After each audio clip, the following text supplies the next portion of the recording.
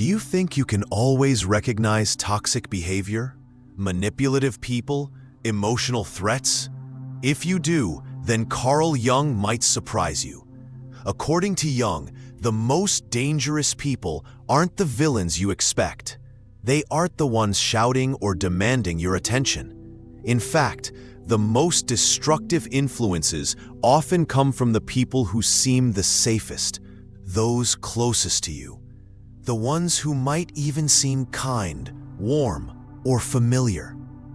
Before we dive in, subscribe to Mind Clinic, where we explore the deep truths of psychology, philosophy, and the human soul. And join our community for powerful insights into personal and spiritual growth. Now, let's jump in. Jung believed that what governs our behavior isn't just our conscious decisions, but the deep, hidden layers of our unconscious mind. And if we don't confront our own inner darkness, the parts of ourselves we deny, the aspects we bury, this darkness, which Jung called the shadow, doesn't just go away. It finds a way to express itself. And all too often, it seeks expression in others, in the people around you. Sometimes, it seeks expression through you.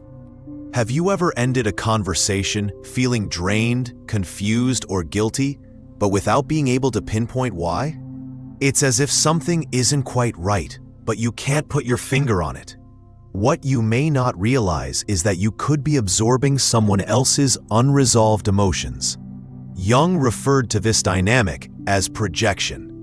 Projection is when someone unconsciously casts their inner fears, insecurities, and unresolved issues onto someone else. Instead of seeing you for who you truly are, they may see you as a symbol of something deeper, perhaps the villain, the savior, or the scapegoat in their internal drama. You may end up playing a role in their psychological narrative without even realizing it. This projection can be so powerful and insidious that it can completely alter how you feel about yourself and your relationship with that person. But the real danger here isn't just discomfort. It's the quiet, creeping destruction of your sense of self. This damage isn't always deliberate malice. It's unconscious and deeply psychological. And sometimes, the impact is far worse than outright aggression.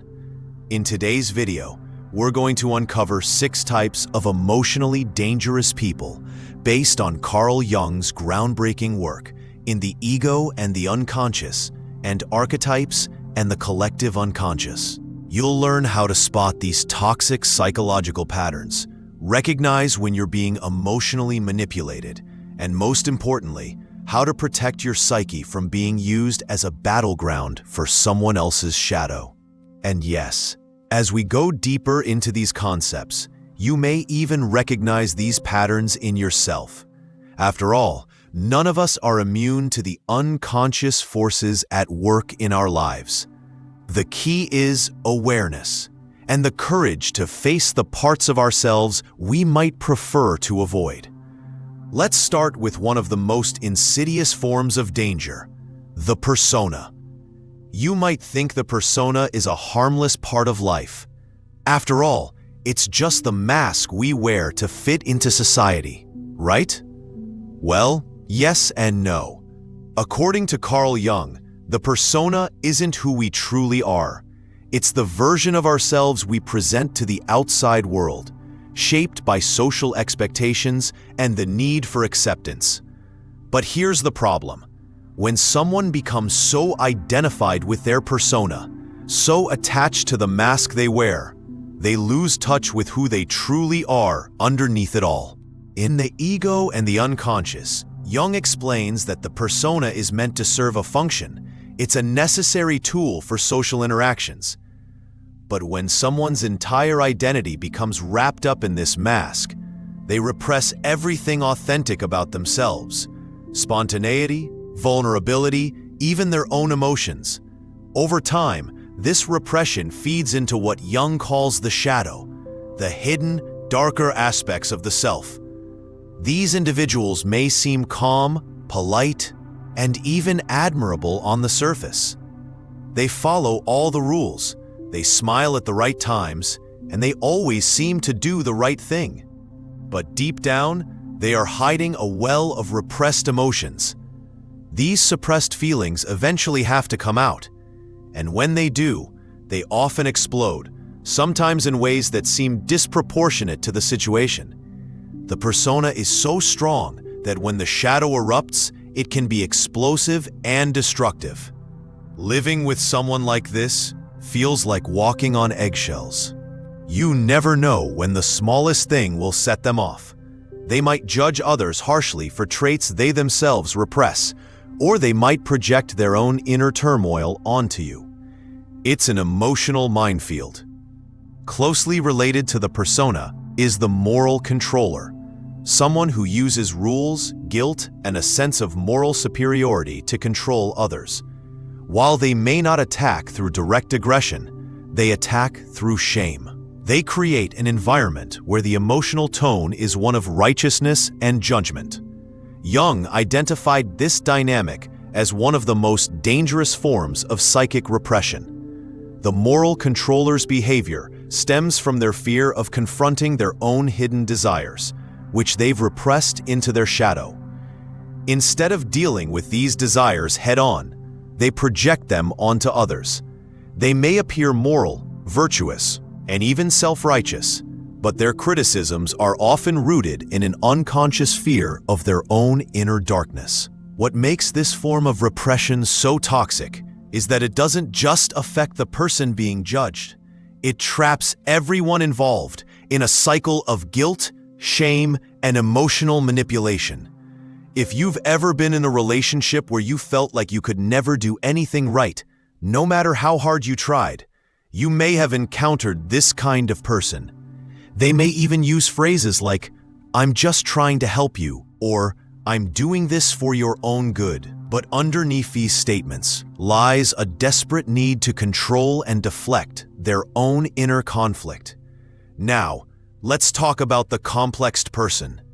Jung defined complexes as clusters of unconscious emotional material that have been repressed, often stemming from unresolved traumas. These complexes hijack a person's behavior, causing them to react not to the present situation, but to past wounds. A complexed individual might swing between affection and unpredictable emotional outbursts. They can be loving one moment and distant the next, leaving you confused and uncertain about where you stand. The problem is, these reactions aren't your fault. They're rooted in deep, unconscious conflicts from their past. But living with someone like this can feel like walking through an emotional minefield, never knowing when the next emotional explosion will occur. These individuals might not be aware of their own triggers, but their emotional instability can wreak havoc on your peace of mind. You might start to feel like you're responsible for their emotional ups and downs, even though their reactions have nothing to do with you. And then there's the psychic vampire. Unlike the complexed person or the moral controller, the psychic vampire doesn't need to explode or attack.